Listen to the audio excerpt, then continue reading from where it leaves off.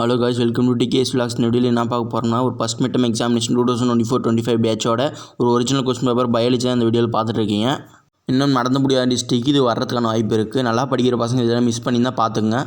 At least average students இதை மட்டும் பார்த்துட்டு போனீங்கன்னா பாஸ் ஆகிடலாம் கண்டிப்பாக. அதனால தான் அப்லோட் பண்ணியிருக்கோம். இப்போ நம்ம சேனலில் இது மாதிரி யூஸ்ஃபுல்லான வீடியோஸ் நிறைய வந்துட்டு இருக்குது. ஸோ சப்ஸ்கிரைப் பண்ணி வச்சுங்க, மறக்காத.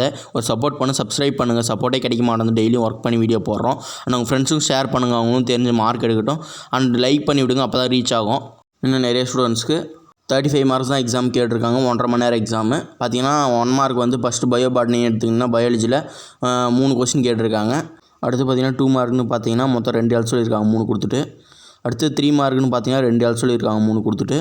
கம்பல்சரி கேட்கல. அடுத்து வந்து 5 மார்க்னு பார்த்தீங்கன்னா 2 கொடுத்துட்டு 1 ஆள் சொல்லியிருக்காங்க. அடுத்து வந்து பயோஜாலஜியில் 2 கொடுத்துருக்காங்க. 1 மார்க் ஈக்குவலைஸ் பண்ணுறதுனால அங்கே 3 கொடுத்துட்டு இங்கே 2 கொடுத்துருக்காங்க, 35 மார்க்ஸ்ன்றதுனால. அடுத்து பார்த்தீங்கன்னா 2 மார்க் வந்து 3 கொடுத்துட்டு 2 ஆள் சொல்லியிருக்காங்க. அடுத்தது 3 மார்க்னு பார்த்தீங்கன்னா அதுவும் 3 கொடுத்துட்டு 2 ஆள் சொல்லியிருக்காங்க. எல்லாம் ஒரே பேட்டர்னாக தான் வந்திருக்கு. அடுத்து 5 மார்க்னு பார்த்தீங்கன்னா அதே மாதிரி தான் 2 கொடுத்துட்டு 1 ஆள் சொல்லியிருக்காங்க. உங்களுக்கு இன்னும் ஈஸியாக இருக்குன்னா நம்ம பிடிஎஃப் கீழ் டிஸ்கிரிப்ஷனில் கொடுத்துருக்கோம், டவுன்லோட் பண்ணி படிங்க. யூஸ்ஃபுல்லாக இருந்திருக்கும்னு நினைக்கிறேன் இந்த வீடியோ. சப்ஸ்கிரைப் பண்ணிவிட்டு உங்கள் ஃப்ரெண்ட்ஸுக்கு ஷேர் பண்ணிவிட்டு ஒரு லைக் பண்ணி விட்டு போங்க. தேங்க்யூ.